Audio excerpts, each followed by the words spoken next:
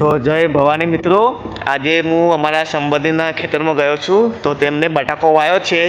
તો આપણે ગામડાવાળાને તો ખબર હોય કે બટાકોનો છોડ કેવો આવે, પણ જે સિટીમાં રહે ને એને બટાકોનો છોડ જોયો ના હોય. તો અમે તમને આજ બટાકોનો છોડ બતાવશું કે બટાકો કઈ રીતે ઉગે છે. તો અમે અમારા ભાઈ સુરત બંને ગયા છો ખેતરમાં. તો અમે બતાવીએ તમને બટાકોનો છોડ કેવો થાય છે. બટાકોનો છોડવા છે. આ ફુવારા અને બટાકાનું ખેતર છે. જો બટાકો વાવેલો એ આ શેરડી બટાકો આવી એ તેને મેકાવશી. હાલ તો જે બટાકો બેઠો નહીં બરાબર એ છે એટલે ટ્રેક્ટર કરીને ગાળશું બટાકો. આ રીતે ખેતી થાય.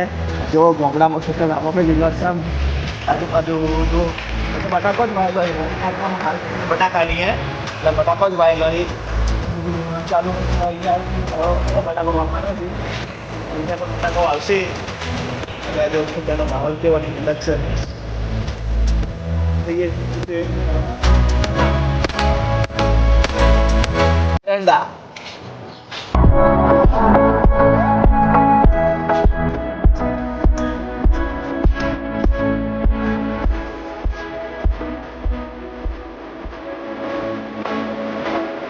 બટાકો જ વાવેલો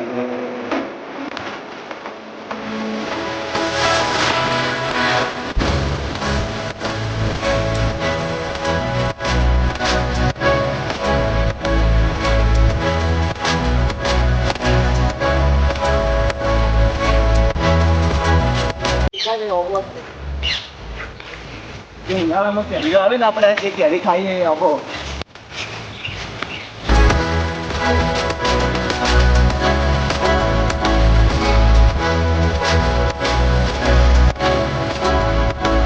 પણ બટાકો વાવેલો એ બહુ છે.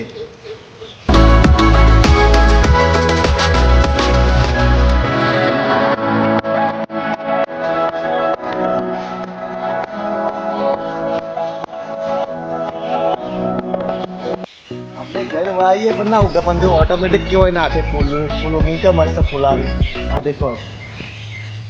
અને આપણે વાવીએ ખૂબ મહેનત કરીએ પણ ના ઉગે. હા બો આના પર કેરીઓ આવી